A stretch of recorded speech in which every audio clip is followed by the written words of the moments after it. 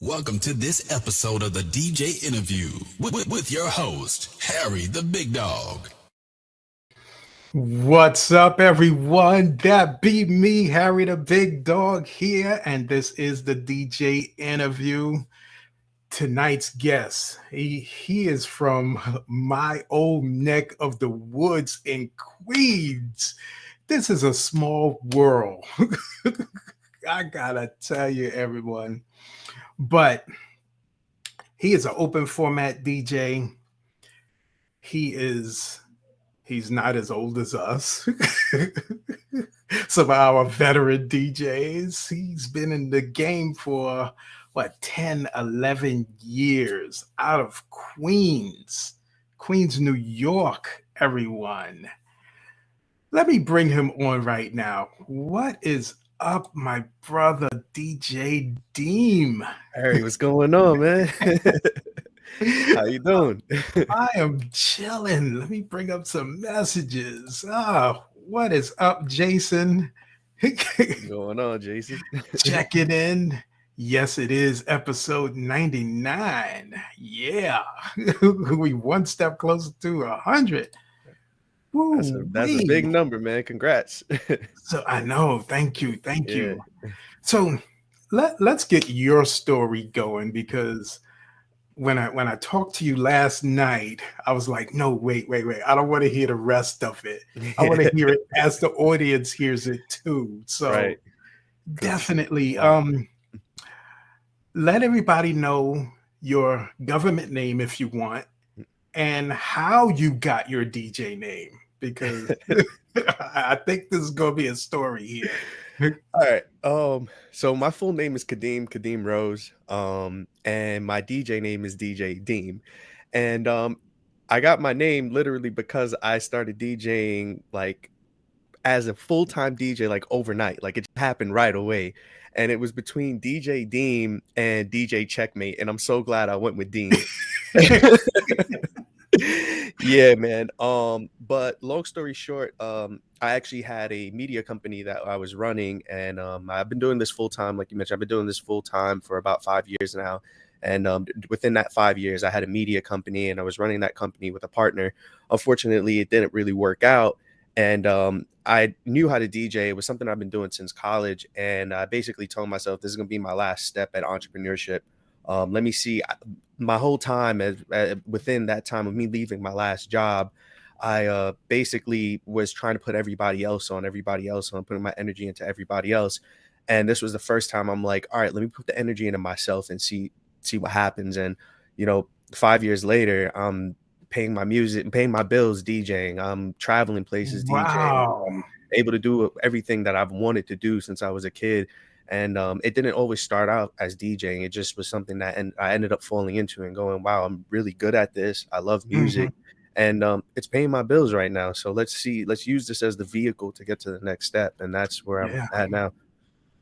Yeah. Wow. So when we talked offline, you said you started out as a producer first. Yes. And that's strange, because it's usually the other way around, where the DJs DJ and then produce. Right. So explain that part. So while I was it started off in high school. In high school, my boys and I, we would go over to one of my boys' crib. His name was Jason. and we just download beats from the internet, Kanye beats, Pharrell beats, Timbaland beats, and we just go into his basement, and he had like this little boiler room, and we would connect this USB microphone from PlayStation 3 and hang it up above like the little furnace thing, and then we'd be rapping in there, recording vocals. And I was always like, I like these beats, but I want my beats to sound a different way. So Right. when I got to college, I actually sat down and I was like, you know what, I'm gonna buy a keyboard, I'm gonna get the programs and everything, and I'm gonna start making my own beats. And my room just became that spot where everybody would come and we just like make music and just rap all day and just have a lot of fun. And one night, one of my boys goes, all the best producers are DJs, right? And I'm like, Hmm.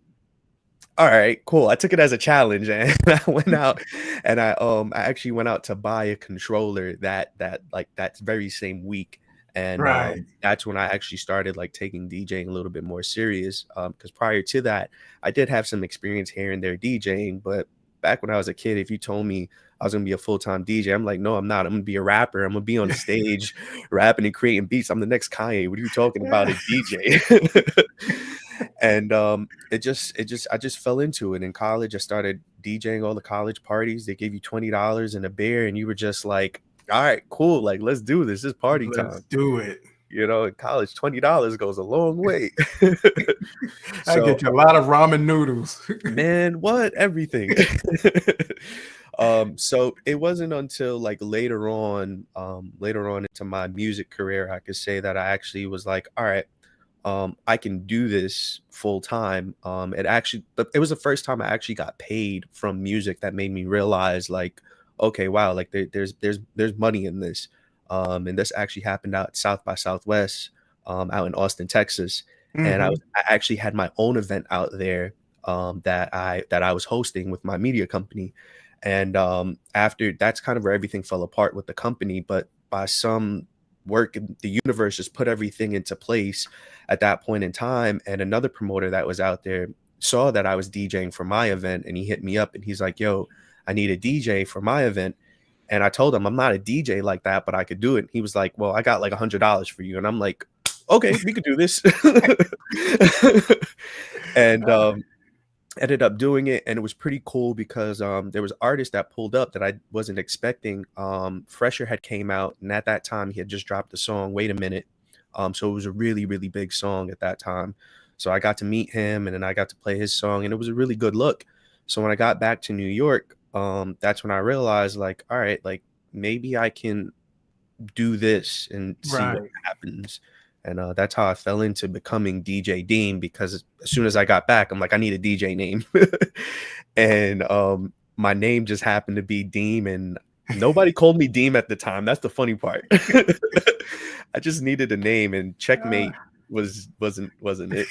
yeah, you lucky you didn't take checkmate.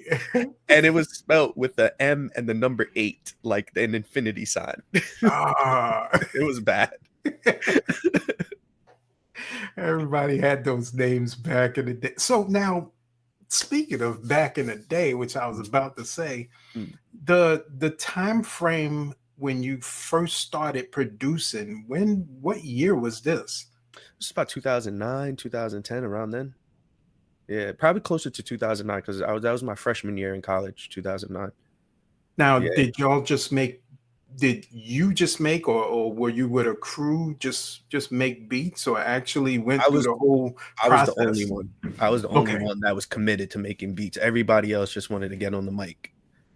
It was just like, all right, I came up with this beat today. Anybody want to rap on it? Because during this time, my freshman year in school, I actually founded my own record label, which started off me trying to put everybody else on, so Right. eventually I could get on. Like I was trying to do like the ASAP kind of like what should I say, like the the way how they went with theirs. Mhm. So ASAP Rocky got on, excuse me, ASAP Rocky got on, ASAP Ferg got on, and then the rest of the ASAP mob ended up getting on. So I figured, like if I do it that way and put one artist on, we'll all make it, and then we could all just make music for the rest of our lives. So I took a step back from becoming like the face, and I Right. ended up managing 4 artists at that time while I was still in school. And Wow. yeah, so I was a freshman in school, managing 4 artists, managing a record label, still making my beats in the back because I'm like, once we make it, I got to be ready. Like that was my mindset.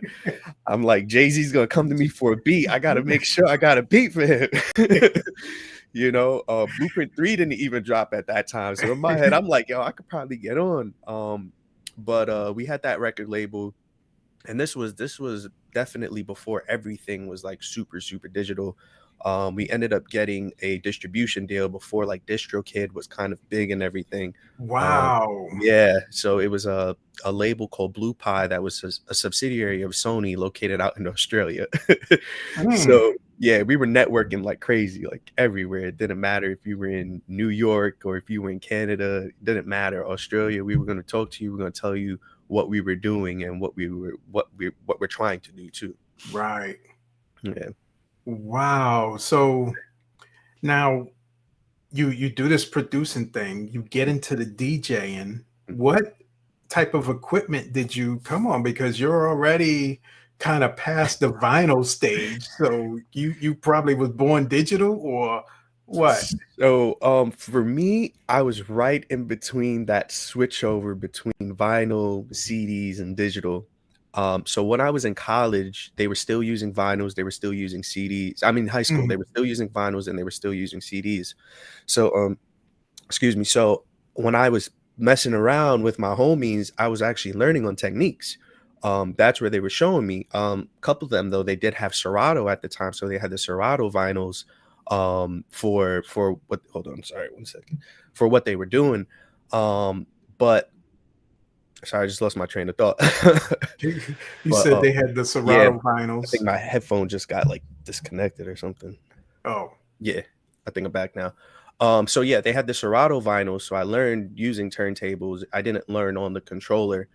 So when I got the controller, it was more of like, all right, I already know how to beat match. I basically know what I'm doing. It's just a matter of getting to the next part, which was learning how to like pick certain songs and like what right. songs for certain situations, how to even like jump from genre to genre. And I started off learning mostly dancehall, so mostly rhythms and running rhythms and things like that. Yeah, so that's where I started from, and then once I got to college, that's when I got the controller and I was able to start experimenting more. So I started getting into I got into more hip hop. I started getting into like EDM stuff like dubstep. Hmm. Started learning about that. But yeah, I had it right in the middle, right in the middle. So I got to fill both out. Okay. Yeah. So you're an open format DJ. Yes. Explain to the audience what an open format DJ is. So I don't stick to one genre. I play any and everything that you can think of, whether it's country music, whether it's rock and roll, hip hop, dancehall, disco, funk, you name it. Like the other day, I was playing in Manhattan and I played an Indian set, and like these Indian guys are in there and they lost their minds. And I also try to blend genres a lot. Hmm. Like I'll blend rock and hip hop because it goes together so well. Especially like your classic hip hop records. I got your boom bap on it. You throw that over some Aerosmith, you throw it over some, you name it. Like there's so much that you could put it over Right. and it just works. And sometimes we got to think out the box as DJs, especially when you have a mixed crowd. You have to be able to say, all right, I see that I have my middle-aged white over there, but then I have a group of 25-year-old blacks over here. And this actually happened to me last Friday, and I had to play for Mm, both because it was a wedding. I have to play for both. I can't stick to one. right. So you have to be able to have that knowledge to say, all right, how do I bounce back and forth with two different age ranges, two different cultures? Because that's what we're playing for. It's different cultures. You have to be Definitely. familiar with the culture. And it actually went great. It was one of my favorite sets because I love the open format. I didn't have to stick to one thing. Uh, we were, my MC and I, we were just in there just playing so much, man. We played Celine Dion. He came out, had his phone out, had everybody in there waving their phone.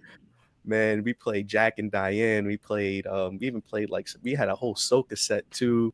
Played that, but that's in my opinion And my definition, that's what an open format DJ is. Like, you're not stuck to one style. You play everything, and you have no limits when it comes to music.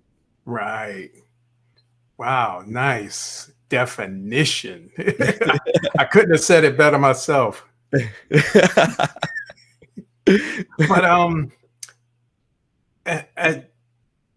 doing the open format, I was getting out what I was thinking. Doing the open format as opposed to doing a set hip hop or a set disco or a set EDM, all the time. That's what you're known for. Is it one over the other, or you just like the open format because you do have the freedom of playing whatever you feel like playing? I think it's actually, once again, going back to the word culture, the culture that I was brought up in, I listen to everything.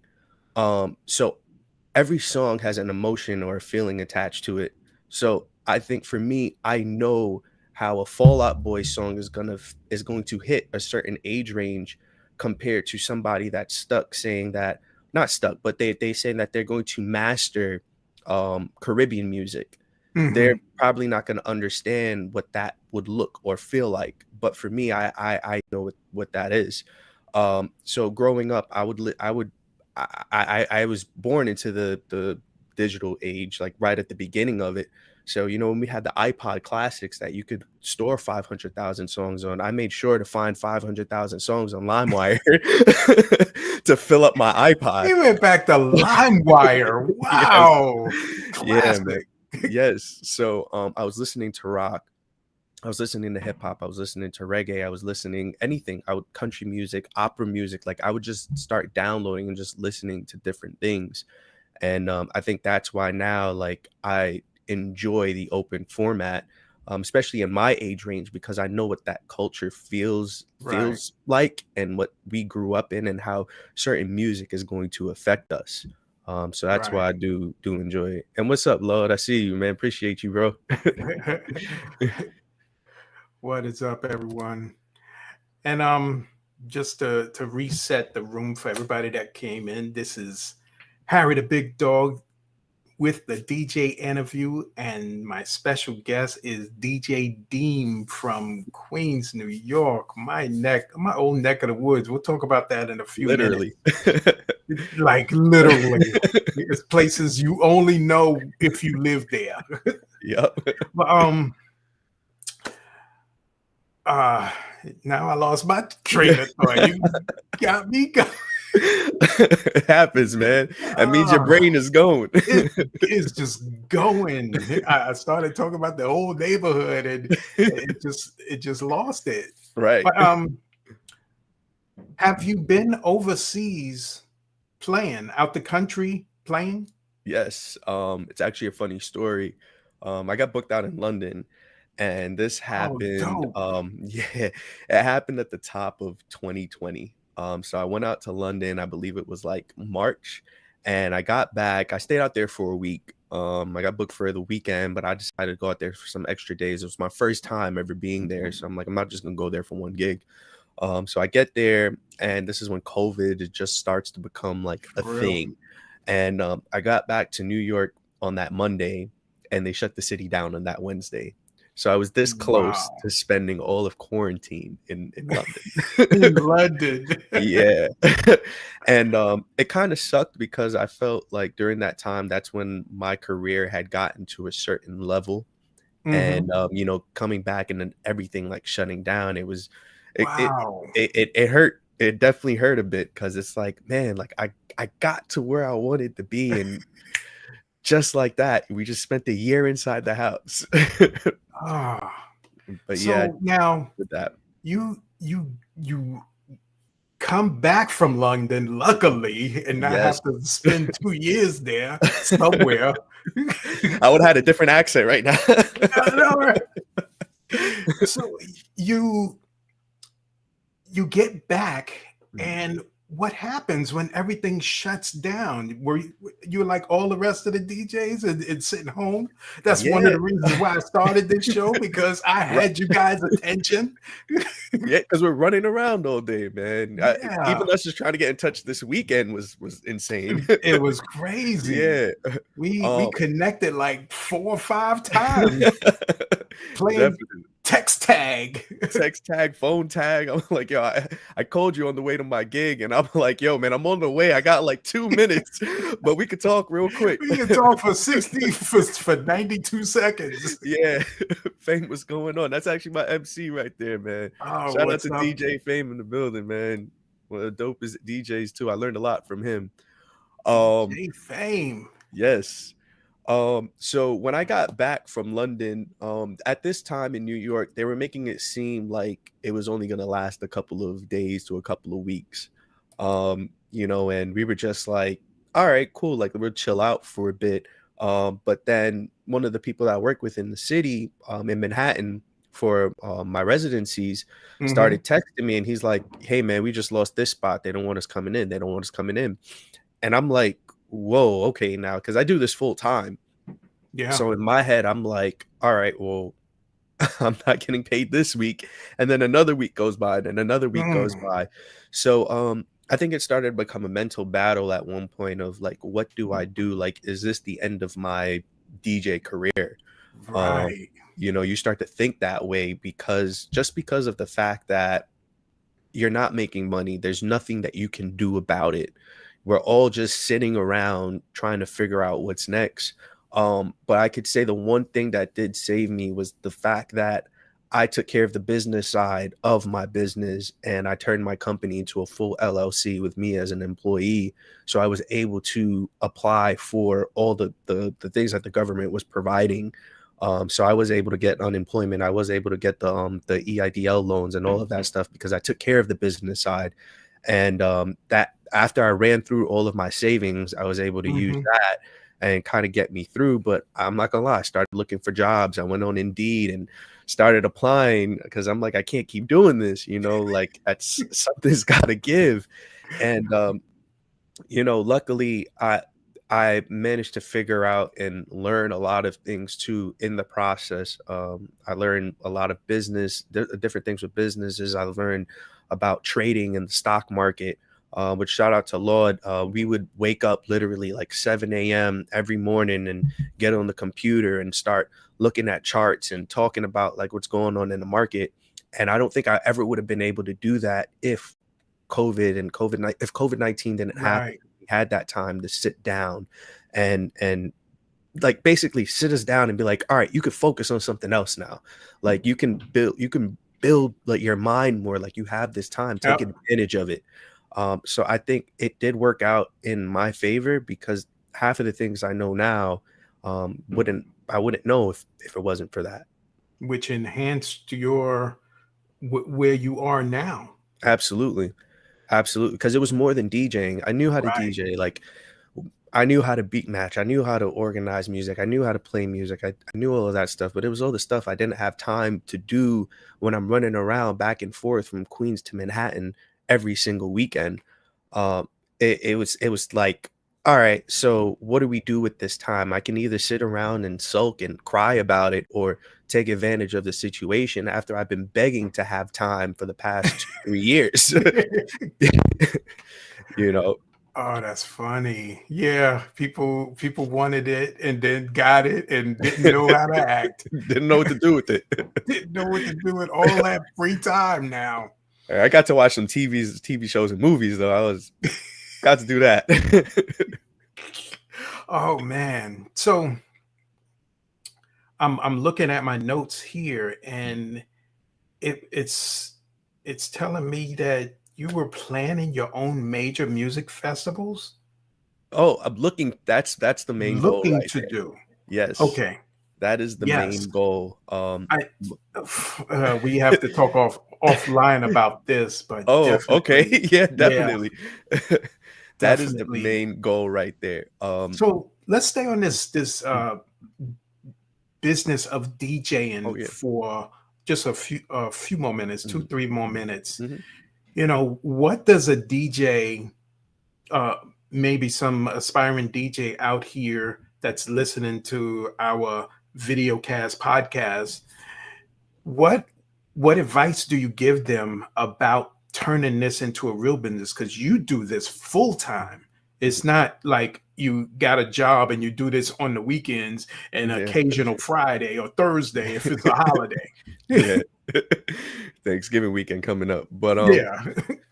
the biggest advice that I can give is treat it like a business, not a DJ business, not my side hustle. Treat it as a business. Learn everything about business and apply that to DJing. You are selling a service the same way how somebody that's a plumber or electrician is selling a service. People need DJs. So when you get on a call, you need to learn how to sell yourself. You need to learn how to you need sales skills. Sales is one of the first jobs ever created by man. So you have to know how to sell your products that you have. You need to learn how to sell yourself. Like, why am I choosing you? Why am I spending my hard-earned money on you rather than Dr. Joe Schmo up the block, DJ Yeah. Joe Schmo up the block, like he's charging me 200, but you're charging me 2,000. Like Mhm. most people think that way. Like, all right, I'm going to go with the guy that's 200, but no, you're not just paying for a DJ, you're paying for an experience, you're paying for professionalism. There's so many horror stories that you hear about DJs showing up late. The wedding's supposed to start at 6 o'clock. The DJ shows up at 5:30. Right. We're showing up 2 hours before. We're setting up, we're asking all the questions, we're getting everything in place. Like treat it as a business. Find out what you need to file with your state to turn it into a LLC or S corp, C corp, whatever you want to do, because just like me, it saved me during COVID, because if I Right. didn't do that, I would have not been able to have all of those benefits that all these other businesses and companies were getting. But I decided to do that prior to, and it helped out. You want to find out how to file your taxes. You want to find out, what am I doing at the end of the year? Like, am I doing contract jobs? Am I getting something in the mail? What do I do with that? Do Mhm. I track my miles? Things like that. You want to just treat it as a business. So don't go in thinking this is a DJ business. I'm just going in that way. No, this is a company that you are running. I would say that's the biggest advice. Just happen to be a DJ company that Yeah, you're running. right. It's another company. Like I said, you got a plumber up the block that's selling a service, and you got a DJ up the block that's selling a service. There's no Mm. difference. So in that whole time of the lockdown, did you end up getting a job, or what happened there? So it's really funny because along with DJing and production, I do a lot. And within that, and when we were talking, it was funny because you were mentioning videos, right? Yeah. So uh like I mentioned before, I had a media company. So I was shooting videos, I was editing videos, I was doing everything. I also do graphic designs. Mm. So I actually designed my logo that you see. That I did that same design. Wow. Yeah. So I knew how to do all of these other stuff. So I just started doing a lot of odd jobs and just like saying, all right, I'm not just talented and knowledgeable in music. Like, I know how to do videos. So I did video editing. I did graphic design work. There's a lot of other stuff. Sometimes I forget the amount of things that I do. It's like one of my friends will hit me up and be like, yo, Deem, like, can you help me with this? And I'm like, oh yeah, I do know how to do that. Like, even the live streaming we were talking about yesterday, I'm like, yeah, I know how to do it. But I I'm know how to just do it. Just talk about OBS and all yeah. that. But yeah, man, I've just always been a hands-on person, just always trying to learn a little bit of everything. Because I just feel like if you have a little bit of knowledge, it doesn't matter. You don't have to be a master at it, but you can get your point across more. It's Right. kind of like speaking another language. Yeah, I can go ahead and use a translate app and speak to somebody in Spanish, but if I can speak to you directly, you're going to get a lot more because there's certain tones in my voice, there's certain body language, things like that, when we are speaking. So if you even just know a little bit, it Right. works. It helps you. It helps you. Man. This is so dope, bro. So now you've been overseas. You've done a lot of stuff in the 10, 11 years that you've Yeah. been doing. I've never gotten to DJ overseas. I I did Europe. I did Canada too. I did Yeah, Canada. Canada is I overseas, even did. though they're next door. Right. They are overseas. Wow. Yeah. And this is, I'm assuming this is because of the open format that you can adapt to any type of music and people like that. The funny part is the gig out in London was just a straight West Indian party. No Really? open format, straight West No, Indian. I nothing. I played straight dancehall and soca the whole night. I threw in like one Afrobeat song, but Hmm. there's a lot of West Indians over there in London, man. And the guy heard me play out here. He heard me play like a dancehall soca set. And so he was like, "Yo, like you're really good at this." And I'm like, "Yeah." So he ended up just hitting me up and like, "Yo, like come out there." But I wouldn't say it has anything to do with my music or DJing that's gotten to me all these places. It really just has been my drive and just always connecting and networking and talking to people and trying to get your name in the room. Even if you're not in there, get your name in the room, plant the seed, because you never know where it's going to lead you. Definitely. And Definitely. that's how my career started. It started at two Southwests before that one that I told you about. And it was just planting the seed. And one day a guy calls me up and he's like, "Yo, can you cover me out in Manhattan?" I'm like, "Yeah." Yeah, of course. Of course. First DJ gig ever in Manhattan, man. I'll never forget that. Mm, And that's really what it is planting the seeds and just trying to just get yourself out there. That's how you do it. definitely. Oh man, that these I don't know if everybody's picking this up, but these are platinum nuggets dude is throwing. The networking part. Yeah. I get in conversations to where people are like, how do you get into the wedding business? Or how do you Mhm. get into, Mhm. this type of DJing? How do you get into this place? And it's a lot about networking Mhm. and Net just like you said, putting your name out there, throwing it out there, meeting different people. Mhm. And the important part is staying in contact with these people. Yeah. You can Mhm. meet and have a stack of cards like that, but if you don't, follow up with them on occasion, it doesn't have to be about business. Absolutely. Absolutely. It's more of like you just want to you want to build a rapport, you want to build a relationship with these people, especially as an upcoming DJ. You want to Yeah. be around other DJs, because what one thing you got to realize is there's only 3 days in a weekend, which means that we can only do 3 to 4, maybe 5 gigs a weekend.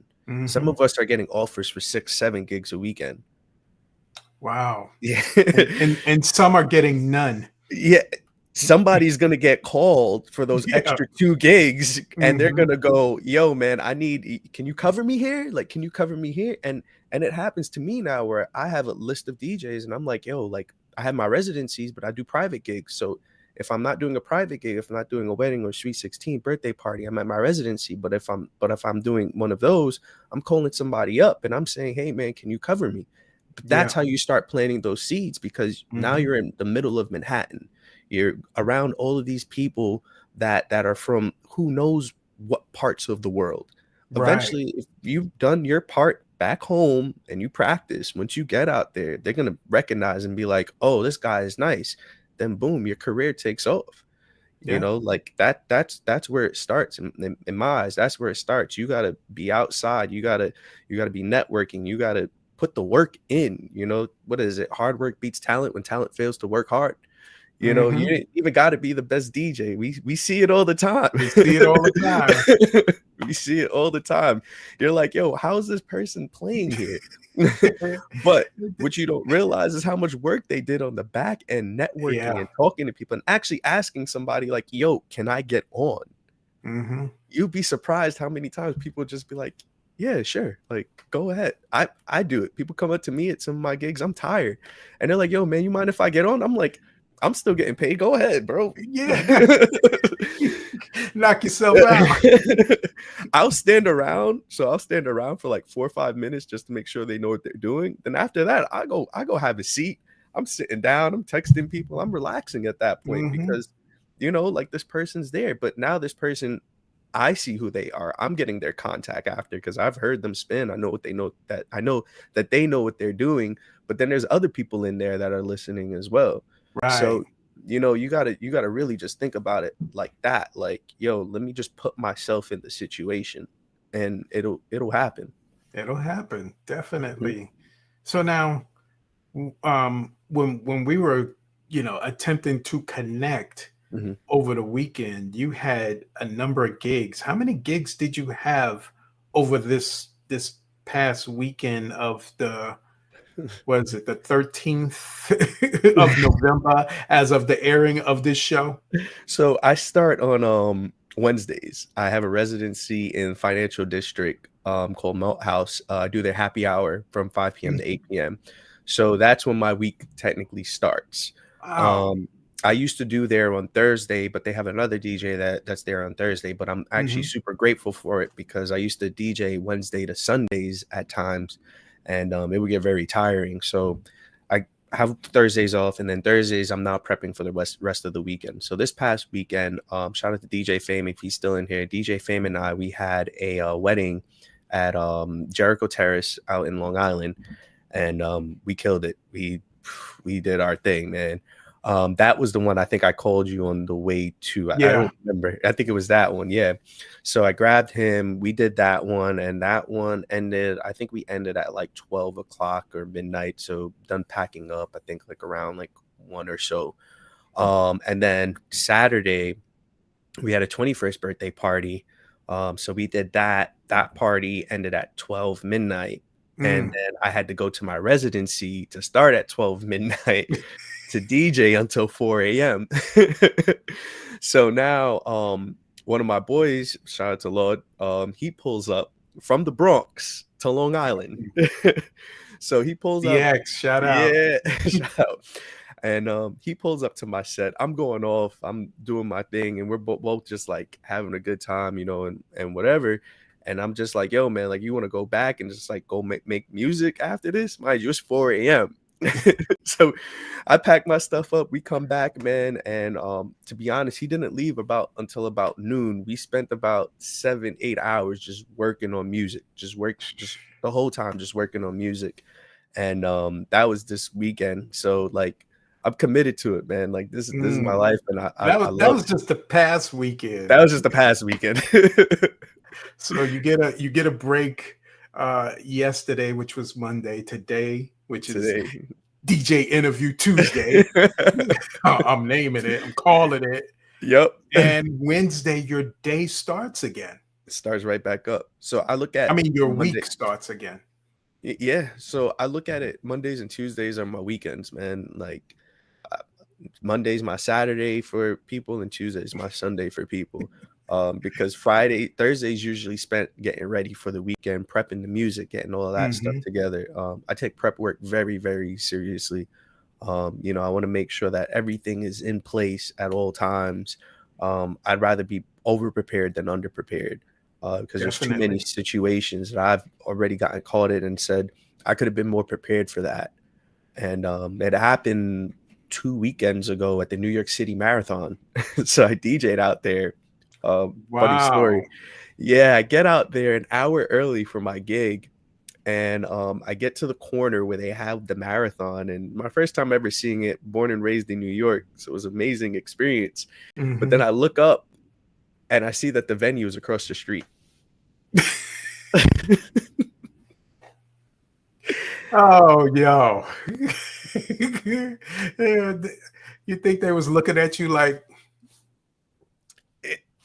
I went up to the cop. I said, "How?" I'm on 78th Street. I go up to the cop. I'm like, "How do I get over there?" He goes, "You either go down to 40th Street or 120th Street." ah, Yeah. So I had to get back to my car and drive all the way around the city, find Because they got parking everything again, blocked off. everything blocked off. The whole thing, Yeah. because you got this whole marathon. They're running through the whole city. Yeah. All the Third Avenues closed, Second Avenues closed down.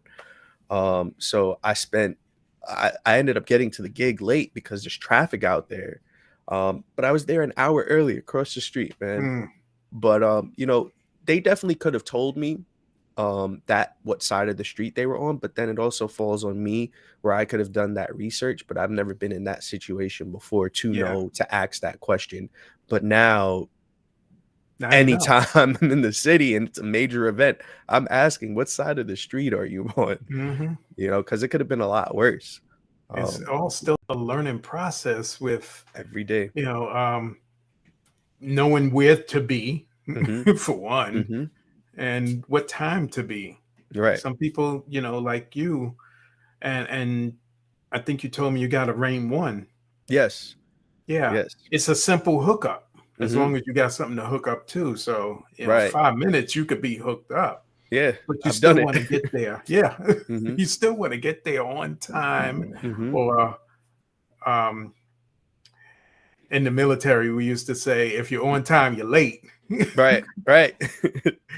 So you want to get there in a good amount of time, because sometimes you do have to bring your own self down Mhm. from either rushing or, you know, thinking about whatever you was doing. The situation with the marathon, now you got Right. to go 3,000 blocks Man, either and I'm left or telling you, right I'm just to get pouring across the sweat. street. Pouring sweat because you got to park like 4 city blocks away, man. You know, you can't just get a spot in the front. And I'm Right. carrying this controller, my backpack, and I'm like just pouring sweat. I get to the spot. I can only imagine how these people were looking at me. But Mm. long story short, with that set, that was a super open format. Like I played everything from like Ja Rule to Cher to I can't even Aerosmith. I played almost everything that day. I played Run Mm. DMC. I played Pop Smoke. Like I played everything that day. And I managed to do Ah, it, you know. But they definitely enjoyed it, and we actually locked that spot in after that. So showing up an hour late, it still managed to lock the spot in. yeah, that's dope. Yeah. So, do you work with event planners or anybody, or you just kind of got a network of people that's now calling you for gigs? So it depends. So like my residencies, there is a guy that I work with out in the city. So he has like bars and lounges out there. Mhm. So he's remember I said I planted a seed. And a guy was like, yo, I need coverage. Perfect thing, like I said, like for an upcoming DJ, guy hit me and Yeah. he said that he needed coverage for one night. I went to that spot, killed the set, and I got connected with him. Ever since he's like, yo, Deem, I have this spot, Deem, I have this spot. So that's how it's been with that. And here and there, like I'll go to like a bar or something, and for fun, like I'll get on, and then next thing you know, I have a residency again. That's actually how I got my 12 a.m. spot on Saturdays. But I love the 12 a.m. spot because it's not in the city, it's not in Manhattan, it's literally less than 10 minutes away from my house. Oh, So dope. I love it there, man. I literally went there one night after a gig just to have like a beer or two. Started speaking with the owner, told him I'm a DJ, and it was kind of like go ahead, like play real quick. And I'm like, all right, cool, did it. And ever since, rest is history. So that's how it really works with those, and it's very possible to do too. But as far as the private events, there is like a network, I would say, of previous clientele that do recommend me. But I also do Yelp, and I pay for Yelp ads, which I Okay. would always say, like, if you are renting and treat your business like a business, people are going to be looking for DJ services. So when they type in DJ services on Yelp, you want to pop up. So it's worth paying for the ads. So I do that, and I get at least like 1 to 2 emails per day. But it is a sales funnel, so you know you get all these calls, and you got to be able to close them. Yo, Crisis, what's going on, man? You got to be able to close on these people, and that's why I said like sales. Like you got to understand when you tell somebody, yeah, it's gonna be $3,000. You got to make sure that they're like, they're not like, whoa, nah, you got to tell them what they're paying for. You got to use Right. certain keywords. I make sure they can afford you. Yeah, I'll use keywords and make them feel like they can. I'll say, yeah, and Yeah. then your total, it'll probably only be like around 3,200. Like that's it. And it sounds like a lot less because I'm using a keyword. And once again, sales gem right here. If anybody wants something, if you use the word only when you tell somebody a price, it puts in their head that I'm actually getting a discount. This is not as expensive as I thought it would be. As I thought, yeah. Yeah, and those are some things that I'll do when I am talking to clients and I'm trying to close on them, and I'll be like, I'll tell them the deposit amount, and I'm saying, well, what do you use Venmo? Do you use Zelle, Cash App? And that's what I'm telling them so I can close. I'm not giving them the option to say, oh, I'm gonna call you back or let me go talk it over with somebody. No, it's like, oh yeah, I use Zelle. Like, oh, so you do take Zelle? Okay, that works. And there's sometimes I get off the phone and my phone vibrates and it's the Zelle deposit right It's there. the deposit. Yeah, This is what I was talking about, ladies and gentlemen. These are platinum gems, platinum nuggets this dude is throwing out for sales. Yep. And you won't be that DJ that's looking for work all the time. Not at all. You got to follow up though. You can't charge them that price. Exactly. And you got to make sure it's worth it. And that's how you get the recommendations where people will talk to other people, man. Yeah. That is dope. Shout out to DJ Crisis. What's going on, bro? What's up, bro? Go ahead. Let's hit on where we used to live before. Shout out to the Queens area, Rochdale, St. Albans, yes. Roy Wilkins, and where we used to be in Rosedale. Rosedale, yes. Yo, man, I grew up around here, man. I went to 195. I went to PS 195. I didn't grow up around there. I just ended up there for about 3 or 4 years. Yeah. And Snake Road. We talked That's about crazy that you know Snake Road, because you that's only one of those, know if about you know if you live there. Yeah. And that leads right to Kennedy 5 Airport. Towns, 5 Towns, Kennedy Airport, less than 10 minutes. I'm surprised we're not catching the planes right now. Right. On a good day. On a good day. That's my background music, man. Man. But shout out to everybody in that Queens area. It is just when you talk to people. Wait, let me give a shout out to DJ Level Kev for setting this up. I put like a blanket out, like, yo, I need a DJ. I couldn't get the other one that I had didn't answer me back in time, and I was getting a little antsy. So I was like, let me just put a blanket out there. Definitely shout out to Super Dave. This is my producer boy out in what's up? Out in DFW, Texas. Oh, all right. Yeah. Like Dallas? Yeah. I've been out there too, man.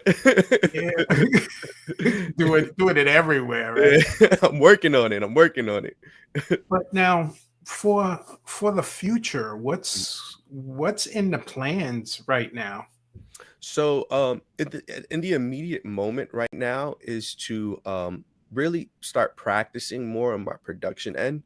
Like that's really what I've been focusing on a lot. Like I've gotten the DJing side down, I've got the business side down, but I want to start taking basically the same way how I built my DJ career. I'm like, let me start doing that with my production career and see where it leads me. Like I've done it once, I could do it again. I technically did it twice, because first time pre-COVID, second time post-COVID, I had to start all over again, because everything that happened before that was no longer relevant. There's so much other things that have happened, and you're literally only as good as your last at bat. My last at bat was a year ago. So people aren't looking at me the same. I had to build a career back up, so I did it twice. So I'm like, third time's a charm. Let's do it with the production side, because the goals for the future, which we mentioned earlier, is the music festivals.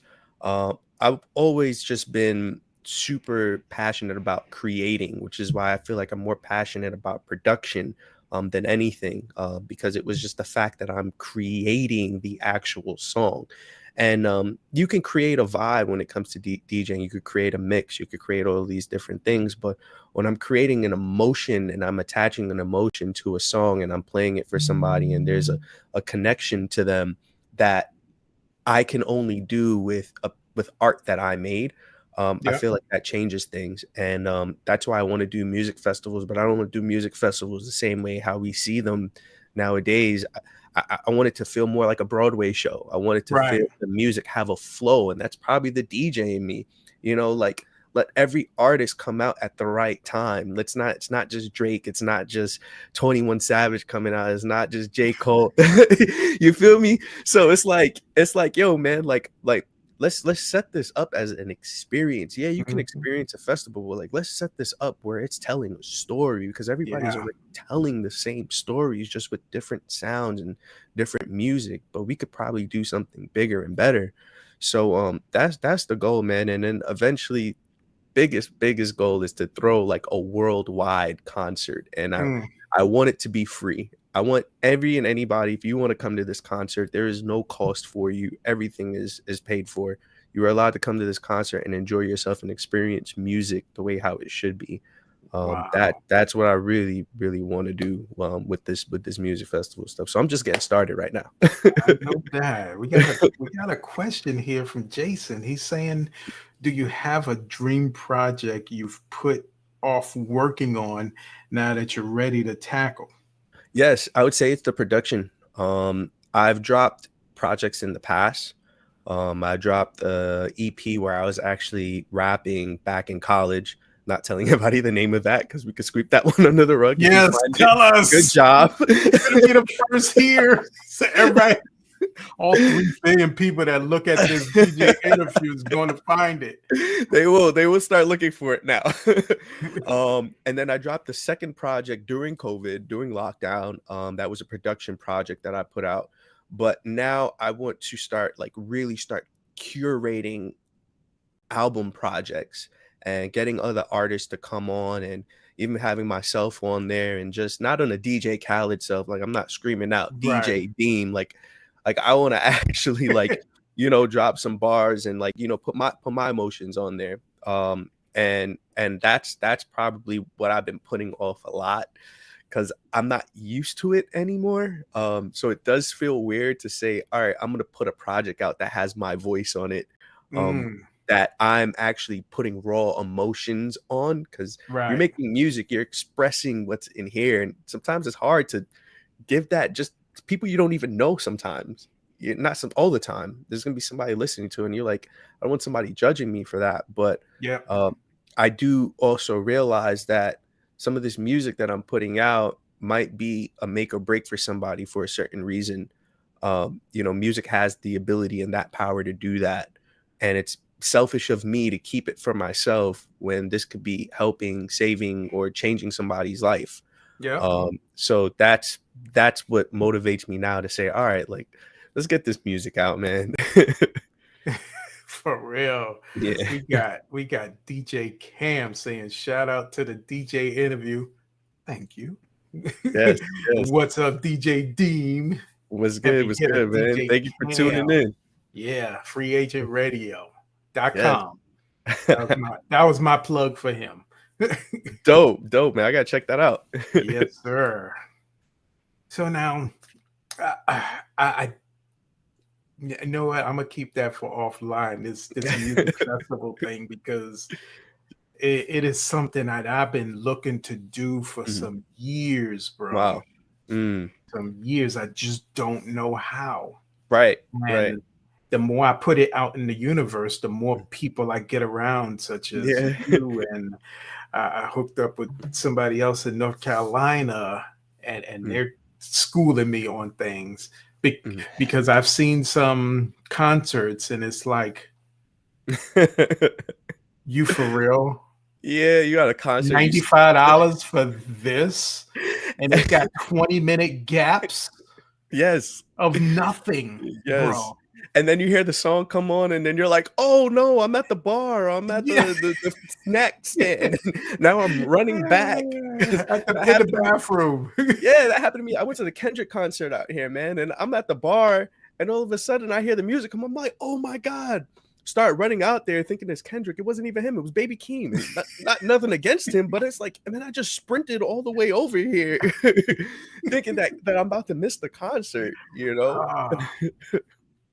But definitely, the TV aspect of it. Now, I talk to a lot of DJs, and I'm always saying, take pictures, get video of yourself if somebody's with you. I know it's hard to do when you're alone, but when somebody's with you, get pictures and everything, because it's part of your EPK and all your promotions of you actually in there, instead of me telling you. What's your take on it, since you are on the more business side of it? It's very important, and I struggle with it. I do struggle with it. I get caught up in the moment a lot when it comes to DJing. My mind is so deep into music and this crowd that the last thing I'm thinking about is taking my phone up and recording.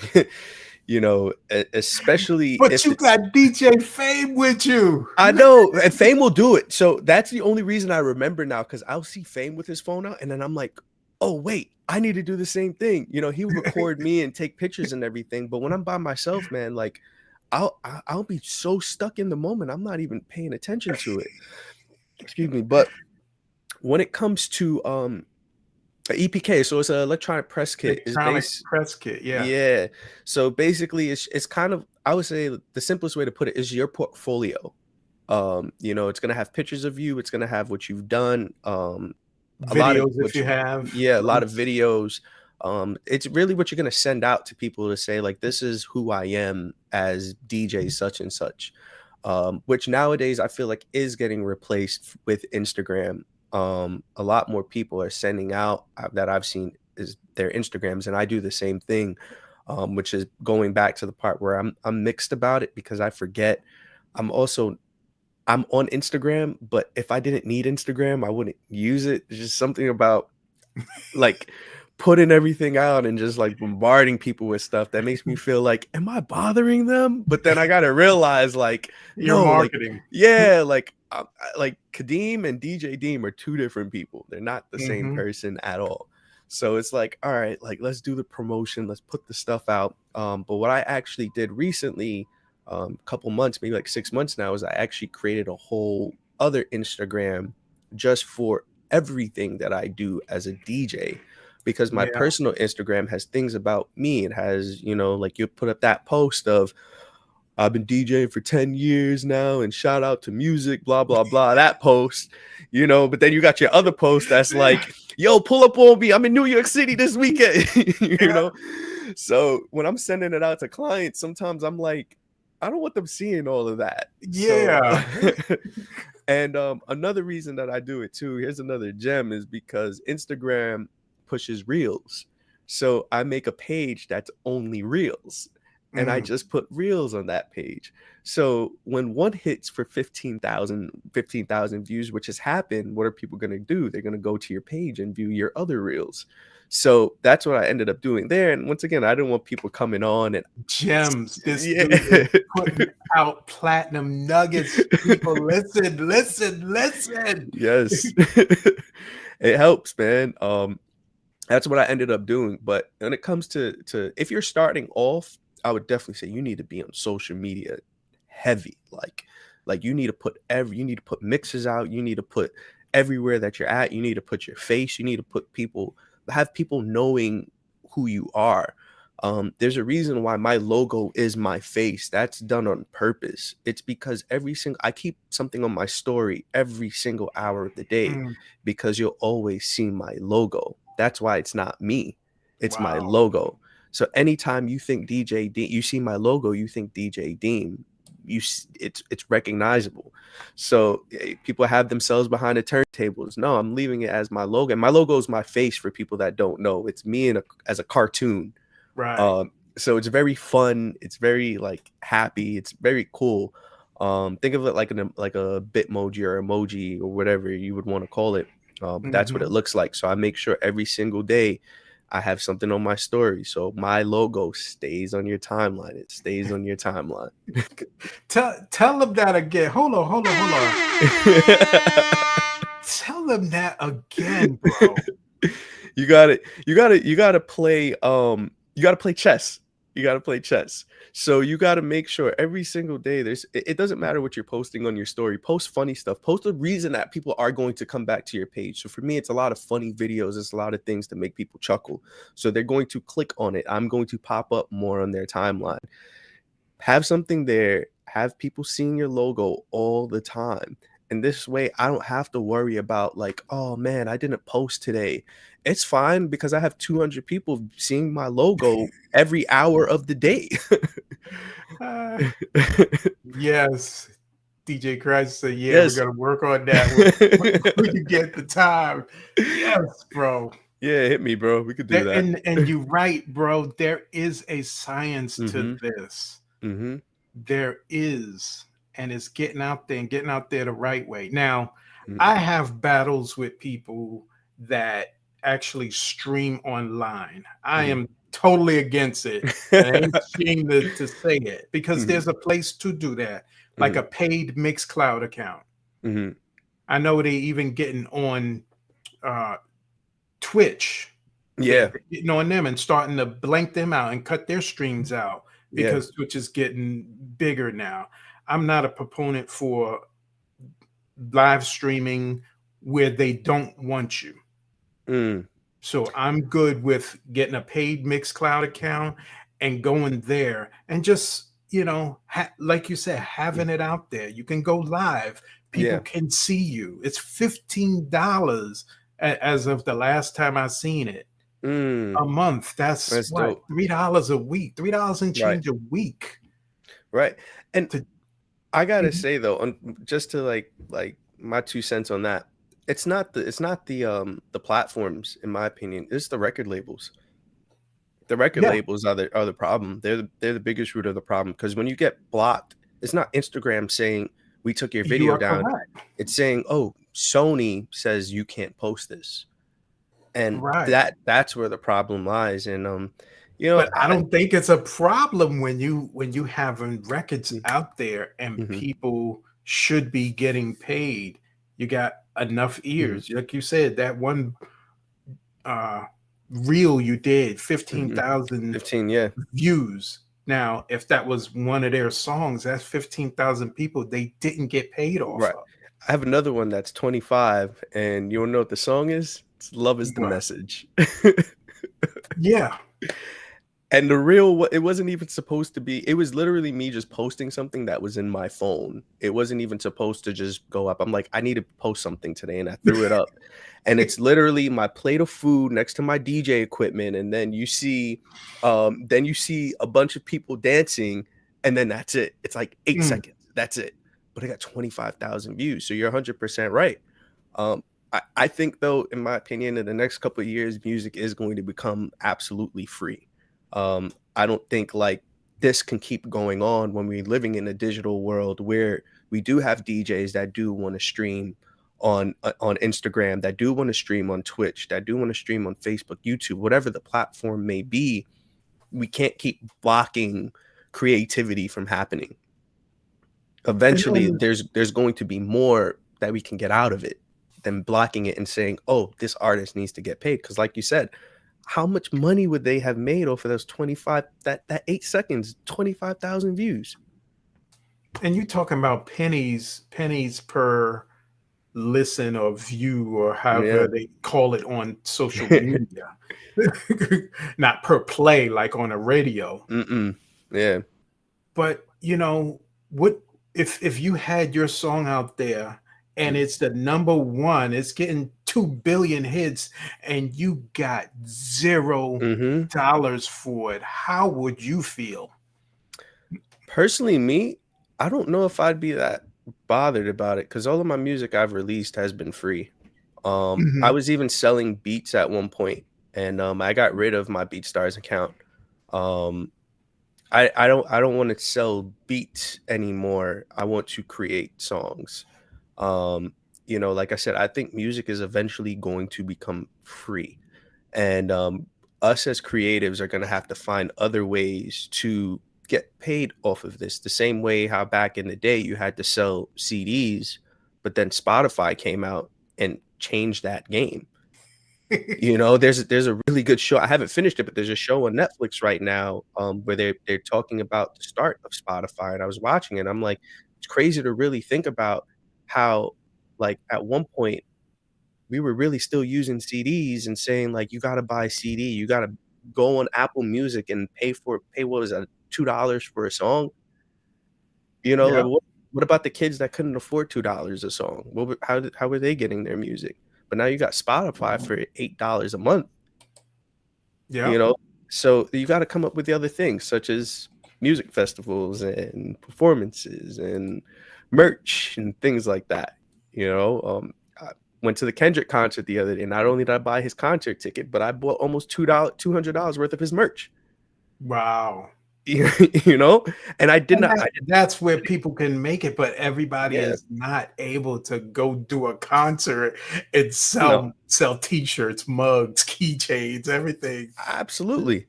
But there's always going to be something that you can put out that people are going to purchase, that they will, if they really Yeah. support you. They really support you. If Yeah, they really support totally you, agree. they will. There's just so many things. And even if you're not going on tour, even if you're not going a tour around, or exactly, you see, you got something. At one point I had hats, I had t-shirts, I had all of that. You know, I slacked off from it. But you know, if people really support you, they'll go out and they'll spend the money. Mind you, I didn't buy Kendrick's new album. I just bought his ticket to his show and his merch, and he made way more money from me than if I went to Walmart or Best Buy and purchased his album for $24.99. Way more money. The only difference is I probably would have got like the CD sitting in my house. Like, I still do have CDs. But you know, that experience is gonna stay with me for life of going to that show. That t-shirt, I'm gonna wear it till I can't wear it anymore. And I've done that at other shows, at Kanye shows. I go out, I go, first thing I do, I tell people, I'm like, yo, I gotta get there early because I gotta buy some merch. Yeah. I got what size you wear? I got a couple of t-shirts. I'm large. I'm a large. We'll talk. But no, that's man, it. This has been really dope. Just, you know, hearing your story. And a lot of times I'll let some of you people into the behind the scenes, but a lot of times interviewing DJs is, I've just met this person and I get on the phone, I do my due diligence, get on the phone to make sure you know how to talk and not use every word as a curse word or anything. But you know, it is just amazing to find people such as yourself and the other 99 guests that I had on. We are at episode 99. It's still unbelievable to me. Yeah. And get to have a conversation so you can tell your story. People may know pieces of how you did this and what you did that, but they don't know the whole thing from when you had what was your other name? DJ Checkmate. They don't know what you was thinking about that checkmate. No. You probably ain't tell nobody. Nobody. But a lot of people know now. Yeah, I remember telling my ex at the time, and she was like, "What?" Like, yeah, this the logo right here too. Look at that face, like, what? I had showed her the logo and everything, and she was like, "What is that?" But you know, it's just good to tell these DJ stories. I'm hoping, you know, DJ Crisis will come on and tell his or her story. I'm not sure of his story, his story, and you know, a whole bunch of other ones that people don't know and will get to know now.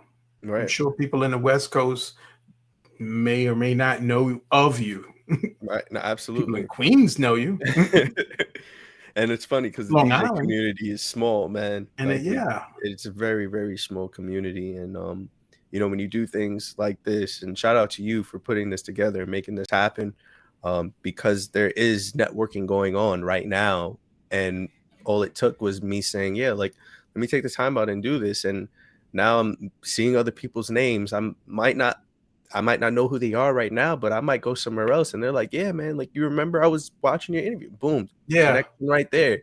And that goes back to working hard, man, just putting yourself in the room, putting your, like I said, not yourself, putting your name in the room. Like, that's all Yep. it takes. Just put your name in the room. You don't got to do everything.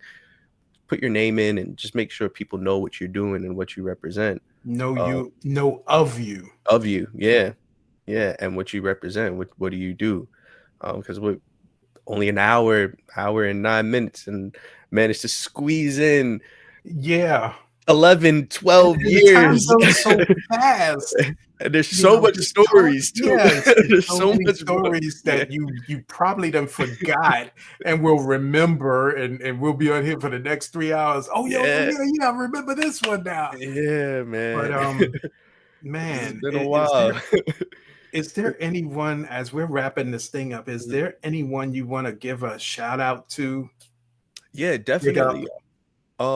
Definitely DJ Earns. I don't know if he was tuned in, but DJ Earns, shout out to him. He was one of the first people that I hit up when I got back and decided to do DJing full time. And he was already like well on his way DJing full time at this time. And he took me under his wing and decided to show me the ropes and how to DJ, how to play in certain situations, how to set equipment up, how to speak to clients, all of this stuff. And I learned a lot from him. So definitely shout out to him. Shout out to Fame too, because Fame has definitely been one of the go-tos, man. Like, learned so much from that dude too. Like, when I first started years back, he was also another one that I went to. And he's like, yeah, like, just come to my crib and I'll give you some music. I'll show you what to play. Oh, you doing a Haitian event? This is how you say you doing a Haitian event? That ain't no problem. Come on.